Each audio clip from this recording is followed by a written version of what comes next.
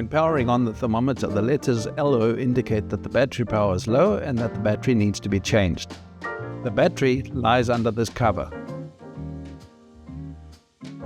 Hold the cover tightly between your fingers with the one hand and then pull the body and cover in opposite directions like this. Now carefully pull out the temperature display LCD screen like this. The battery is located here. Use a flat small tool to gently wedge the battery free. Now you should be able to remove the battery with your fingers. The battery type used for this thermometer is an alkaline LR41.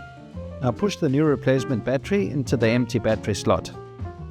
Press the temperature display LCD screen back into the thermometer like this, and then replace the cover like this.